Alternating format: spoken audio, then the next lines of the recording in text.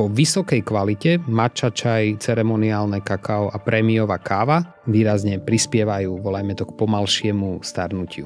Když má člověk hlad, tak se mu strašně špatně usíná. Vymyslím si, že mám nejaký disciplinovaný režim a príde mi chuť na niečo, čo nemá byť v tom režime. Hej, niečo sladké alebo zmrzlina alebo čo. Tak si ju nezakážem, ale si poviem, no super, tak o 2 dní si ju dám. Príde ten čas o 2 dní a si ju nedám. Ani mi to v tom čase už nepríde. Že nezakazovať si hlavne, ale odložiť. Jaká může být budoucnost toho biohackingu? Protože já si myslím, že to, co ty vnímáš, že nás čeká dál, tak se propíše i v rámci toho festivalu. Dnešní díl Inspira jsme zaměřili na další vychytávky, zajímavosti, novinky, které se týkají našeho zdraví, protože se blíží velice zajímavá akce, na které jsem byl loni a moc se těším i na letošní ročník. Je to Biohacking Festival. Hostem dnešního Inspira je organizátor Dušan Plichta, se kterým probereme nejenom to, co jemu osobně v životě funguje, ale taky to, co na letošním ročníku tohoto festivalu můžete zažít. A abych nezapomněl, pro fanoušky Inspira je domluvená sleva 10%, stačí zadat kód Inspiro. Partnerem dnešního dílu je online psychologická poradna Moira a také studio Promo People. Jdeme na to. Dušane, co je podle tebe nejvíc přeceňovaná aktuální věc v rámci biohackingu?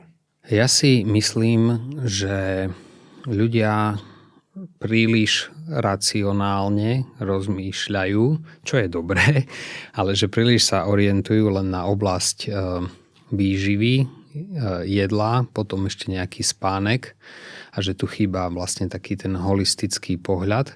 A okrem tej biochémie toho, že čo jeme v zmysle proteínov a nejak, že si dávame pozor na cukor a že pridávame suplementy, takže sa oveľa viac potrebujeme zamyslieť aj nad úrovňou biofyziky.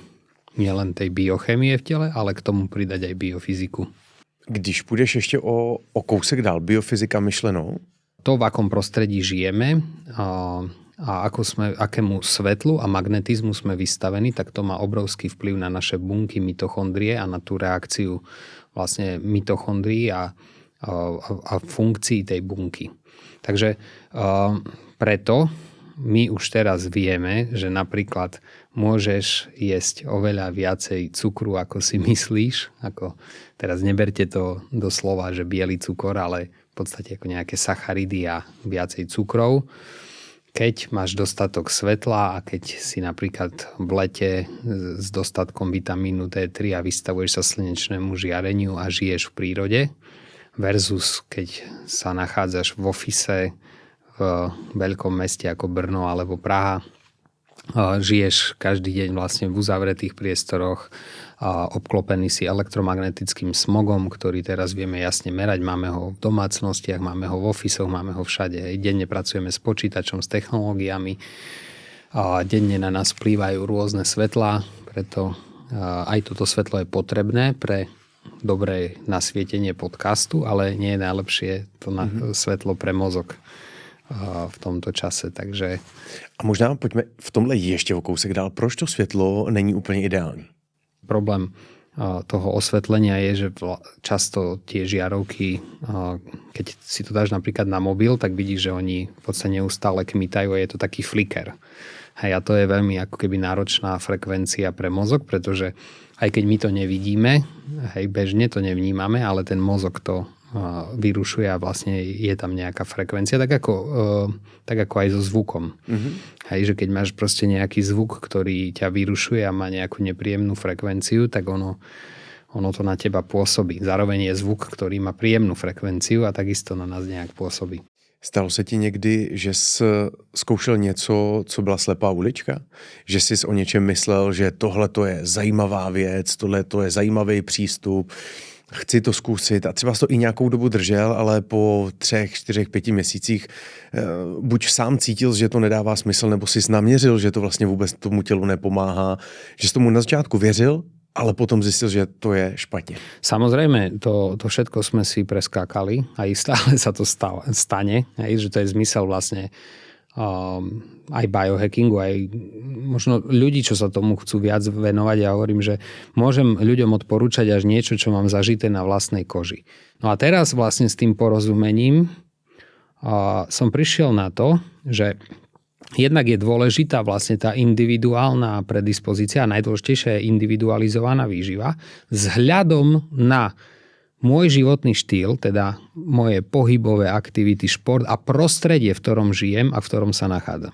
A preto teraz sa s tým už viem hrať. Hej? Čiže tá slepá ulička bola orientovať sa na niečo, že nejak to má byť. A teraz odpoveď k tomu je napríklad aj tá fyzika, že prispôsobujem stravu a svoj štýl ročnému obdobiu, v ktorom sa nachádzam. Inak sa stravujem a fungujem v lete, inak v zime. Inak sa stravujem a fungujem, keď mám športové aktivity a pravidelný takýto ako športový výdej, čiže ide oveľa viacej sacharidov a tak a mne to všetko spaľuje a je to proste adekvátne nastavené v rovnováhe. Ale keď už mám toho menej a idem viac pracovať mentálne alebo mám viacej pracovnej záťaže a som v horšom prostredí, tak veľmi pomáha smerovať k low carb alebo ku keto. Možná low carb, keto, proč není dobrý ráno snídat sladké věci? Proč, když často třeba člověk si dá jogurt sladký, tak proč to není úplně ideálka? No ono to je ideál, keď ráno vstaneš a potrebuješ, že ľudia chodia, napríklad teraz mi napadlo, si na triatlonovom kempe, alebo teraz chodia ľudia na bicyklový kemp, alebo máš ráno tréning o 7 hokejový, ktorý už potrebuješ makať a je tam nejaký mladý hokejista, tak on potrebuje vstať a dať tie cukry. Aj cukry s proteínom, nejaké také. Samozrejme nemali by byť extra glykemické, ale napríklad pre ňoho to je v poriadku. Ale väčšina ľudí chodí do práce, pracuje hlavou, sedí v aute, alebo má len pohyb typu chôdza, alebo len taký, volajme to, hobby šport.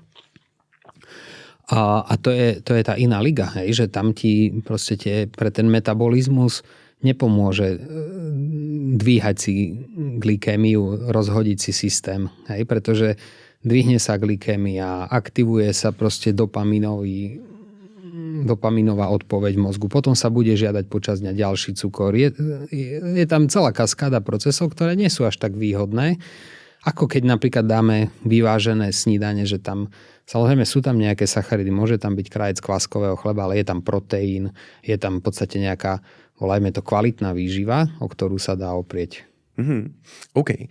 Pojďme na suplementy, které ti aktuálně přijdou zajímavý. Já jich mám teďka hromadu, možná klidně začnu. Přijela sestřenka z Islandu a dovezla mi astaxantin. Pro tebe možná už známá věc, dokonce mám pocit, že i loni na Biohacking Summitu už se o tom mluvilo. Já jsem si to tehdy napsal jako jednu z poznámek, že to chci ochutnat nebo že to chci vyzkoušet, ale nějak jsem to ještě odložil a teď přijela ta sestřenka, tak říkám osud, perfektní a přijde mi to wow. Je něco dalšího, co ty aktuálně řekneš, Kubo, jo, jsou tady tyhle věci, které možná nejsou tak důležitý jako spánek, sport a strava, ale jsou to, jak ty říkáš, nice to have. Jsou to ty věci, které, když člověk užívá, tak mu to jako pomáhá zlepšit kvalitu toho života. Vlastne máme tu viacero užitočných látok z prírody, ktoré sa ukazujú ako hodnotné. Hej? A keď už začneme len od základu káva, čaj, kakao, hej, to majú vlastne vo vysokej kvalite matcha čaj, ceremoniálne kakao a prémiová káva. Majú veľmi vysokú dobrú hodnotu antioxidantov, polyfenolov, flavonoidov a dokonca ešte aj minerálov a vybraných vecí, ktoré v podstate ti pomáhajú tým bunkám, hej, a obnovujú v podstate veci a výrazne prispievajú, volajme to, k pomalšiemu starnutiu. A to isté potom platí s vecami ako antaxantín, sulfofaran, ten extrakt z brokolice. Hej. Potom je extrakt z praliny, ktorý je perfektný proti vírusom. Hej. Je ďalší taký doplnok výživy, ktorý my užívame, keď je vírusový čas chrípky a tak to je vlastne koncentrovaný extrakt z praliny. A takéto veci vlastne sa už vedecky chytajú. Potom máš, teraz veľmi je trendy extrakt z červenej repy koncentrovaný. Hej, zlepšuje kardiovaskulárny systém, to by som si dal. Potom tu máš karnozín. Hej, veľa ľudí nepozná karnozín, ale karnozín v správnej formulácii s Q10 a s antioxidantami vitamínu E je brutálne efektívny pre funkcie bunky. Aj to som sa ešte učil od starého experta, starého ako odborníka Michala Kučeru na mitochondriálnu medicínu ešte spred 10 rokmi, hej, ktorý vyšiel v podstate z ruskej školy. Hej, a teraz nejde o to, že či sú lepší Rusi alebo Američania. V podstate vieme, že aj na jednej, aj na druhej strane je nejaký pokročilý výskum. A takéto veci tu sú, hej, v tej vede. A teraz ďalšie látky. Kde by som upriamil moju pozornosť, alebo kde je upriamená moja pozornosť v súčasnosti najviac, je fascinujúca oblasť vlastne extraktov a produktov a compounds z medicínskych húb. Chaga, lion's mane, ja to tak po anglicky poviem, reishi, shiitake, cordyceps, všetky tieto huby ma fascinujúce, má to tam veľmi proste silné výsledky. Mne to samému perfektne funguje. Extrakty, ktoré mám v biokvalite z Fínska, z prírody, spracované modernými technológiami. Dá se říct veřejně, jaký ty máš protokol, nebo respektive jaký z těchto věcí opravdu člověk aktivně používá? Môj protokol je postavený v podstate na takom princípe, ktorý vidím, že funguje mnohým mužom. A to je, že vlastne ráno aplikácia čiastočného hľadovania, či už úplne len bez kalórií, alebo len v podstate málo kalórií cez kávu alebo čaj alebo kakao s maslom a z MCT alebo proste aktiváciou ketónov, tvorby ketónov. Potom vlastne držať viac proteínu, vlákniny a držať ako obed ideálne nízkosacharidový, alebo keď som mal veľa športu, tak ako dostatok proteínu a pomalých cukrov. A keď tak večera viac sacharidová. A všetko vlastne maximalizácia biologickej hodnoty jedla. Hej, že kvalitné zdroje potravy, vysoká kvalita, koncentrované potraviny a ďalšie ako keby prírodné superfoods do toho, aj cez doplnky výživy. Čiže pre mňa doplnky výživy na prvom mieste sú o týchto extraktoch a koncentrovaných formách prírodných zložiek, a potom o nejakých v podstate čo najlepšie aj synteticky urobených veciach, ktoré môžu byť užitočné doplniť. Ale osobne čím ďalej, tým viac sa tomu venujem, a myslím si, že technológia a veda sa dostáva k tomu, že najlepšie fungujú veci, ktoré sú adekvátne spracované a prírodné. Hej, že tie technológie do toho nezasiahnu úplne synteticky, ale že vďaka technológiám a laboratóriu pomôžeme len tú koncentráciu a tú informáciu z tej rastliny premietnúť do inej formy, ale zachovať ju tam. Jsou situace, kdy je super vyčistit si hlavu sportem a jsou taky situace, kdy je lepší si s někým promluvit. Když se podíváte na www.moira.cz, tak tam najdete více než 80 psychologů, specialistů, kteří vám pomůžou online. Moira má dokonce svůj vlastní podcast, kde najdete skvělý tipy na to, jak pracovat se stresem, s vyhořením nebo třeba se závislostí. Fanoušci Inspira mají u Moiry slevu 10%, stačí zadat kód Inspiro10. A vím, že řeším opravdu tu špičku ledovce, a je to individuální, každému může fungovat něco jiného. Ale v rámci těch suplementů, v rámci těch detailů, tak co ty dodáváš tělu?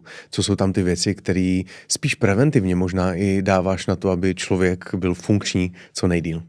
Môžeme vychádzať z celkom serióznej štatistiky a dát, ktoré máme, že v Československu väčšina ľudí má nedostatok vitamínu D3, K2, potom magnézium a potom je tu vlastne zinok. Hej, celkom limitujúci, pretože tu nemáme morské plody, ryby a samozrejme hneď ruka v ruke s tým a asi najdôležitejšia vec sú omega-3 mastné kyseliny. Čiže toto sú 4 suplementy, ktoré sa ukazujú naozaj kľúčové. s tým zinkom, vlastne on je často kombinovaný s meďou, s chromom, s selénom. Vlastne to nám len poukazuje na celú tú oblasť vlastne významu minerálov v ľudskom organizme, kde sa cez ďalšie výskumy ukazuje, že pôda je viac vyčerpaná, v potrave to príjmame menej a tým, že sme vystavení ako keby väčšej intenzite výkonu a mentálneho a viacej stimulácií a horším frekvenciám a tak ďalej, takže náš organizmus ako keby potrebuje viacej tých minerálov, že je vyčerpaný. Hej? Že naozaj tá mineralizácia sa ukazuje ako veľmi dôležitá a zároveň limitujúca, keď tam ľuďom chýba výživa. Takže toto sú základné veci. A potom vlastne tá odpoveď moja je, že vlastne ja pracujem teraz už s tým, že investujem do krvných testov.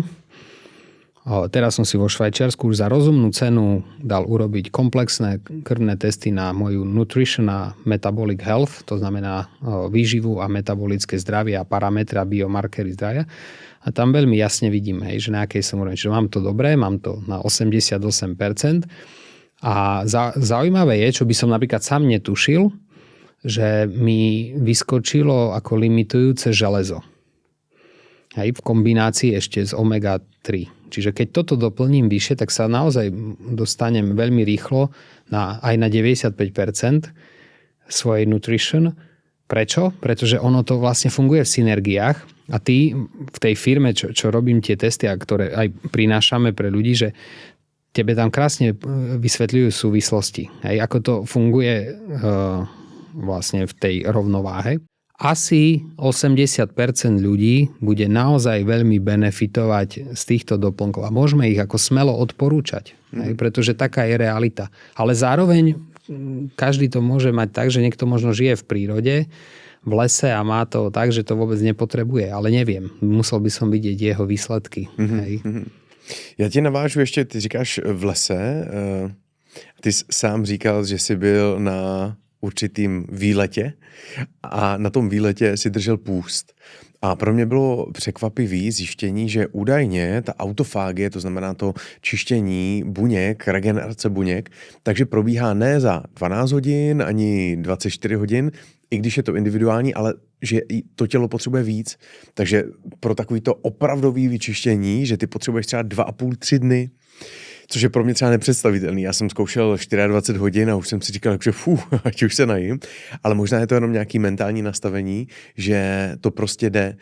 Zkoušel si to delší půstování, co člověk zažívá, co se v tom těle děje, co prožívá?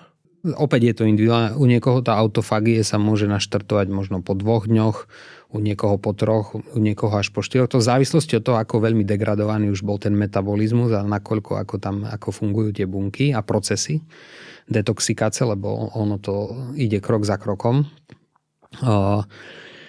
Ale ja si myslím, že veľa záleží tiež od toho prostredia. Hej? Že ľahšie sa ten pôst drží v lese, v prírode, kde v podstate aj oddychuješ, regeneruješ, prechádzaš sa a si v dobrom prostredí, hej? A venuješ sa tomu telu a nechávaš ho ako keby sa liečiť, obnovovať a detoxikovať. A tak by mali byť vedené pôsty. Alebo aj keď si doma, že v podstate si v záhrade a teraz, že nedáš si tam prácu a nemáš tie povinnosti, čo samozrejme nevždy sa dá.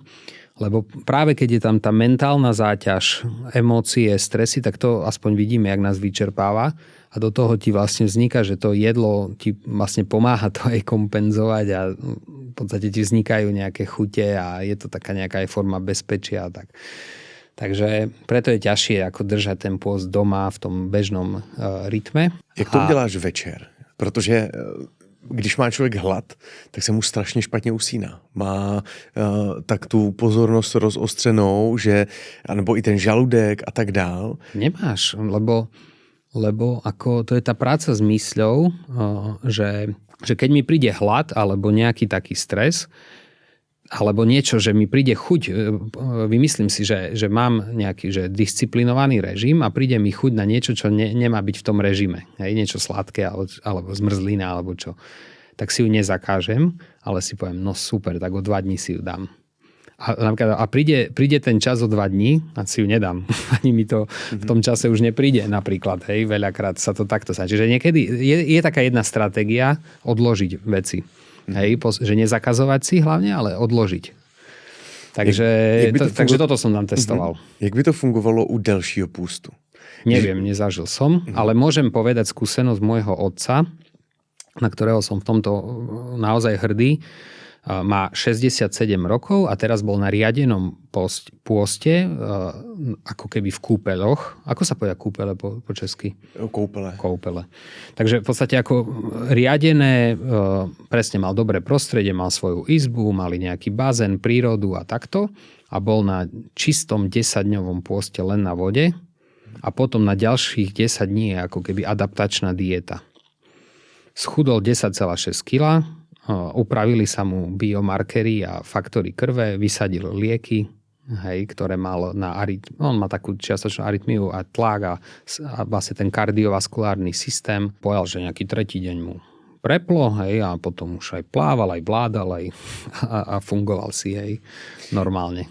A ten pohyb myslíš, že je důležitý, aby člověk nezůstal ležet? Že ve chvíli, když bys ten pohyb neměl a nějak bys to v úvozovkách vzdal, nebo si smyslel, že potřebuješ ušetřit energii tím, že ležíš, tak to myslíš, že je horší, než kdyby tam byla ta procházka a ten příjemný pohyb? Myslím si, že ten pohyb tam patrí, aby ty si vlastne pravidelne prekrvoval ten systém a veľa sa detoxikuje dýchaním. Čiže vlastne dostať to do dýchania a do týchto vecí, čiže nie nadarmo im to nariadzujú v tom riadenom procese a tvoje telo sa rozbehne, že ono sa rozkráča. Samozrejme je tam aj oddych, pozor, je tam aj oddych, čiže to je zase tá rovnováha. Je tam aj oddych, ale aj pohyb. Ak to nemôže toľko chodiť, že už má problémy s klbami, tak má plávanie. Asi, ale myslím, že to je najviac kvôli tomu dychu. A co se týče dechu, tak myšleno, že jsou tam třeba nějaký řízený dechový cvičení? Nebo... Nie, ale keď ideš chodiť do lesa, tak ty potrebuješ ako keby ten pohyb ťa núti, napríklad aj keď pláveš, tak ťa núti k pravidelnému, hlbšiemu dýchaniu a vlastne máš vyšší tep, celý systém sa prekrvuje, svaly a všetko a v podstate my vieme, že napríklad aj športom a takým správnym pohybom a tým rozdýchaním systému nastáva ďalšia detoxikácia. Máš nějaký občasný dechový cvičení? Že si dáš občas něco, nebo ne? Jasné. Mám viacero a robil som niekedy Wim Hofa a tak. Používam to tak ako skôr pred športom, keď sa potrebujem nabudiť alebo nejak tak prebrať. A teraz oveľa viac používam 4x4 a dýchové cvičenia skôr na ukľudňovanie nervového systému aj v práci a proste pravidelne dennodenne. A potom ešte veľmi používam dýchanie nosom, inspirácie Ostrava, Rostia, ako sa volá? Rostia Václavek. Václavek, to je, ja to mám, že to je proste pán Ostravák, milujem. Ale Oxygen Advantage, študoval som, ešte plánujem ísť aj na profesionálny kurz, ale zatiaľ som to len naštudoval, aplikujem a trénujem. Keď mám prechádzku v prírode, ale aj keď niekedy len tak kráčam, tak si pomaly dýcham a nosom a snažím sa ako keby trénovať bunky. Hodně to teďka, když jsme u toho Rostě, tak hodně teďka letí videa s Jirkou Procházkou. Protože teďka už se pouští ven ty součásti toho tréninku, který Rostě s tím Jirkou dělá.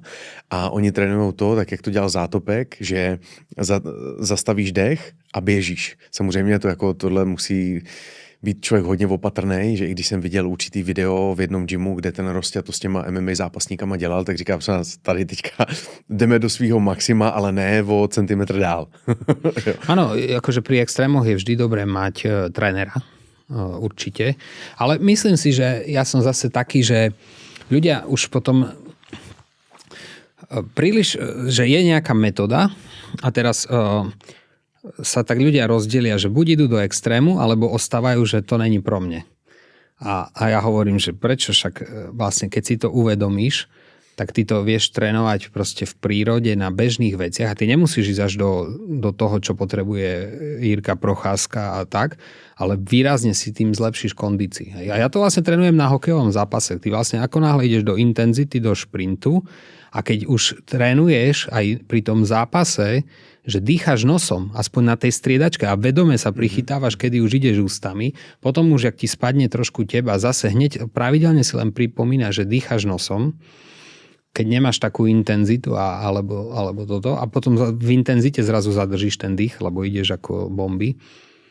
To vieš aplikovať všade. Hej? To je len o tom vedomí a trošku sa s tým hrať a uvedomovať si, že v podstate, že kedy dýcham nosom, ako dýcham a prichytávať sa pri tom strese pracovnom, hej, a tam si spomaľovať dých a tak, no.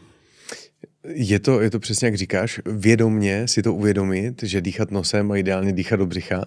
Myslím si, že je super i vychytávka, když někdo jde třeba běhat, tak minimálně ten začátek si navnímávat a vědomě si říct, hele, běžím, vybíhám, ještě nejsem zadýchaný, je to v pohodě, zkusím, kam mě to pustí, dýchat nosem. Ve chvíli, podle mě, když se ti změní tepovka už na nějaký vyšší level, tak už to neudržíš nosem, nebo ti zkušení asi jo, my začátečníci ne, ale co to jde, tak člověk fakt může vědomě dýchat jenom nosem a drží ho to, nepíchá tě v boku, držíš si určitý tempo a je to podle mě ten nejzdravější styl. Je to skvelý pocit. Rovnaký príklad platí pri ďalších užitočných veciach, ako je otužovanie.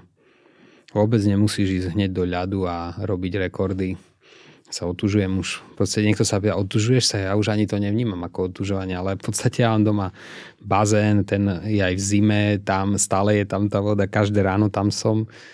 Teraz bolo nejak dlhší ako chladno, hej, že to jaro išlo tu pomaly. Tak to mám proste každý deň. Hej. A niekedy aj z toho športu som taký, že akože boli tie svaly, taký zápal je v svaloch, hodím sa do tej vody, je to lepší. No, tak ako ja už to beriem ako súčasť života. Ale presne, že moja manželka nechodí a neskače do tej vody, ale tiež robí už nejaké kroky, hej, že v podstate k tomu vystavovaniu sa adekvátnemu chladu a k iným veciam. Možná si říkáte, kde se to Inspiro natáčí. Přátelé, pořád v Brně, ale tentokrát už v trošku jinačím studiu Promo People, protože jsme pro vás připravili nový prostor, který má nové možnosti v rámci osvětlení, kamer, zvuku a podobně. Více než 4 měsíce jsme vyšívali na tom, abyste si tady mohli natočit svůj vlastní kurz, podcast nebo třeba promo video. Všechno ve vašem brandu, všechno ve vašich barvách a u stolu, na křesle, na židli, tak, aby vám to bylo příjemný. Pro více informací mrkněte na www.promopeople.cz. Proč je to pro tělo zdraví vystavovat se chladu? Celé je to opäť tá hra mitochondrií, čiže v podstate to je to, čo chodím prednášať v zmysle biohackingu, že dobre, všade už počúvate to, že nemáte jesť cukor, že máte jesť viacej proteínu, vyskakuje na vás fitness, viete, že máte cvičiť, máte sa hýbať, ľudia chodia do posilovne, robia športy. Toto všetko ako keby už je samozrejme, ale že čo je možno to, čo tam chýba, hej? Čo vlastne niektorí ľudia aj športujú a tak ďalej a nemôžu schudnúť. Hej? Že kde je ten akože chýbajúci link? Tak to je práve o tom, že my nevieme, keď by som dostal nejakého klienta, ja sa musím zamyslieť nad jeho celým životným štýlom, urobiť si s ním nejaké testy, od krvných testov cez záťažové testy, šport nejaký a ja celkom viem už odhadnúť, že kde sa nachádza a sa budeme pozerať celkovo na optimalizáciu energie, bunky a mitochondrií. Hej? Čiže do toho ide schopnosť detoxikácie, tú krv si potrebujeme pozrieť, jeho predispozície, kde sa nachádza metabolicky, aký má životný štýl, ako na tom je nervový systém, sympatikus, parasympatikus, taký holistický prístup. Hej. Jeho sa spýtať na symptómy, z čoho má najväčšie stresy, kde v živote. Hej. Čiže uchopiť to ako celok a krok za krokom mu pomáhať ukázať cestu, lebo človek musí mať vlastnú zodpovednosť a krok za krokom ako keby v tej oblasti sa energeticky posúvať a vlastne zlepšovať si odolnosť a energiu. Lebo to je napríklad, to je to, čomu sa teraz venujem najviac. Hej, že mám projekt Cultivating Human Power, kde pracujem s mužmi, s lídrami v zmysle kultivácie našej ľudskej sily. Ale prvý krok je energetika.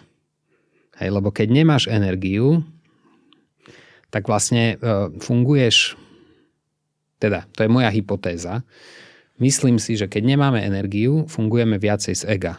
Čiže stále naháňame energiu. Či ju chceme z pozornosti, z moci, získať ju na základe nejakej transakcie, ale a tá pozvánka, ktorá tu už je, aj v zmysle toho, volajme to zmyslu života, alebo čoho, že keď muži, lídri budú viacej fungovať z toho, že starám sa o seba, mám dostatok energie a tvorím pre tento svet. Hej. Nejaké užitočné veci a som ako lídrom a vplývam na svoje prostredie, ale nepotrebujem získavať tú energiu cez nejaké iné veci, lebo jej mám dostatok. Hej. A prirodzene mi prichádza to, že čo mám robiť a ako tvorím. A tá výmena energie nastáva na inej úrovni. Hej. Nie z toho strachu, že tak potrebujem prachy, potrebujem materiálno, potrebujem zabezpečiť, potrebujem tohle a tohle. A to vidím v tomto svete, že toto budeme potrebovať riešiť. Stočím tě to na loňský Biohacking Summit. Když bys zaspomínal na ten loňský ročník, co tam bylo, co ti přišlo wow? Co 1, 2, 3 ti teďka naskočí do hlavy, co tě tam příjemně překvapilo? Ať už v rámci nějaké přednášky, ať už v rámci nějakých technologií, které tam byly a tak dále. Samozrejme, pre mňa je dôležité, aby to bolo postavené na vede, lebo tá veda je proste taká zaujímavá, inovatívna a fascinujúca, čiže ten jazyk vedy, to tam je. Ale vlastne prinášame oblasť duševného zdravia, mentálneho, proste otužovanie, takú tému, zase tvrdé biomarkery, longevity, technológie, červené svetla, spektrum vecí a každý si našiel svoje. A to sa mi páči a to takto aj pokračujeme.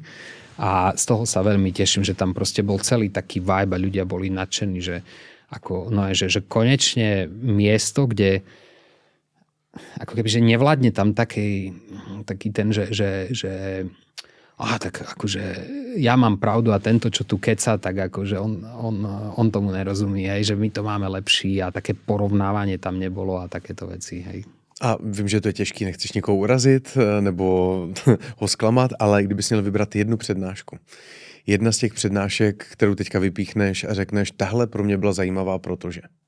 Vieš čo, ja s tým nemám problém, lebo ja to môžem povedať iba za seba, hej, že čo mne sa tam páčilo a mne čo veľmi zarezonovalo. Ale pre mňa zarezonovali tí zahraniční speakery, a hlavne taký tému Arina, ktorý priniesol vlastne pohľad do budúcnosti a využitia AI v healthcare. A potom vlastne Dorothee Trussell, ktorá má metódu na spracovanie emócií a tak. A je to asi preto, že tí zahraniční speakery zo západnej Európy sú napojení na taký aj celosvetový network, sú to veľmi skúsení ľudia a prinášajú nám tu takú inováciu. A aj pre mňa je to taká ako inovácie do priestoru, nové veci, ktoré k nám ešte len prídu. Aj tak to je moja téma, že mňa zaujímajú vždy tie inovácie a snažím sa prinášať v podstate takýchto ľudí, lebo máš veľa eventov v Čechách, ktoré sú skvelé, ale potom dookola sa tam točia tí istí ľudia. Hej. A trošku ako ja som chodil na tie eventy, že je to fajn, nechcem nikoho uraziť, ale z môjho pohľadu je to stále o tom istom. Hej. A nejakým spôsobom, že aj to treba, lebo aj opakovanie je matka múdrosti a sú tam základné veci, ktoré my ešte stále potrebujeme zvládnuť, ale mňa už prestalo baviť chodiť vždy tam, že jedzte skutečné jídlo a toto a stačí byť v rovnováhe a všechno z mírov a bude to v pohode, hej, jak to... Co bude letos ten vývoj? Protože loni jsme se bavili o tom, že byl jeden den, letos nás čekají 2 dny a v rámci toho programu, v rámci toho, co tam lidi uvidí, zažijou, na co se můžou těšit? No tak tým, že minulý rok bol první ročník a vyšlo to ešte lepšie, ak sme predpokladali, tak my sme zozbierali spätnú väzbu od účastníkov, aj od vystavovateľov, aj od speakerov a vlastne sme zistili, že ten holistický prístup dáva zmysel. A preto aj ten festival sme ešte viac postavili, teda Biohacking Summit je festival, teda sme to posunuli na festival, presunuli sme to do krásnych priestorov Vista Resorts v Prahe, čo je tenisový klub. Bude to indoor, outdoor, stage, menej ako keby takých, že prednáška, menej takého ako keby obsahu, ktorý len ako, že mentálnej záťaže a viacej tej praktickej skúsenosti. Čiže veľké expo, kde si každý môže vyskúšať rôzne technológie, doplnky výživy, kozmetiku a tak, ale ako vyskúšať v takom, že si zoberie vzorku, ale porozpráva sa s tými majiteľmi tých firiem a tými ľuďmi, ktorí to naozaj robia a urobí si vlastný prieskum. Hej, ale tak naživo, tak naozaj nie je takéto z internetu. Lebo toto ľudia potrebujú, že ako ja hovorím, že ohmatať si to, vidieť, že my sme tam skutoční ľudia, že to nie je nejaký biohacker z Ameriky vystrelený. To sú ľudia tuto z Čiech, zo Slovenska, z Európy, ktorí sú normálni, hej, že tak v strede, že samozrejme fascinuje nás veda a tak a vyberieme si z toho, hej, fascinujú nás veci možno ešte nepoznané, ktoré sa pre niekoho zdajú byť ezoterické, ale vidíme, že aj tam je nejaká ako, hej, tá práca s emóciami, s mentálnym nastavením. Príde Marian Jelinek, proste známa to osoba, mentálny coach, máme už potvrdených tenistov, Radek Štepánek príde hovoriť o tom, ako on pracuje vlastne so strávou, s technológiami pre regenerácii, hej, čo sa deje v tenise, v športe. Čiže prinášame športový aspekt.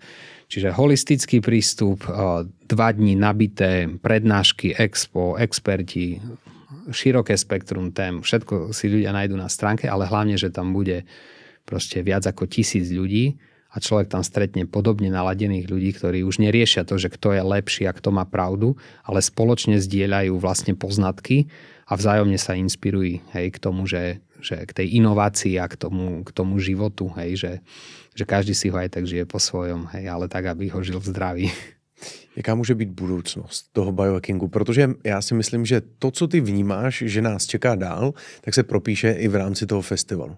To znamená, když bys mohl věštit z kouzelné koule, co by tady mohlo být za rok, za 2, za 3, tak co bys typoval? Kam bys to nasměřoval?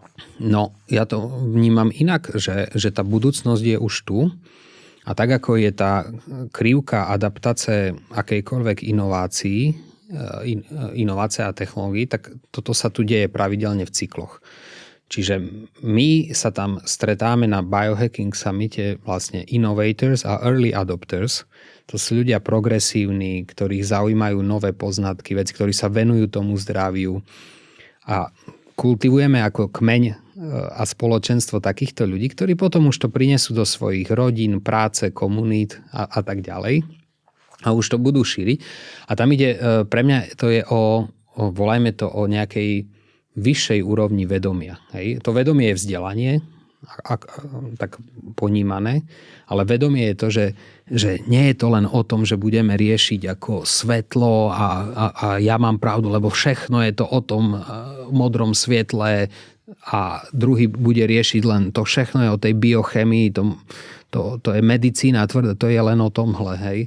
Ďalší, to nemáš pravdu, to všechno je o emóciách. To stačí ti nastaviť mysel a je to v pohode, hej. Takže že budeme vlastne mať to rozšírené vedomie vzájomnej spolupráce a hľadať spoločné riešenia v zmysle nejakého holistického prístupu a celistvosti a fungovať viac v spolupráci ako v konkurencii. Hej. Takže to je tá moja vízia, ktorá je tu aj pre spoločnosť.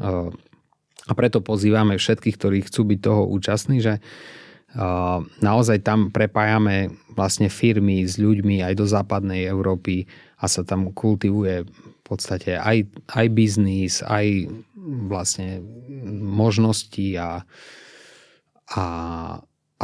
to, čo vieme ako keby urobiť progresívne pre našu krajinu a společenstvo. Perfektní. Dušane, já moc děkuji za tvůj čas.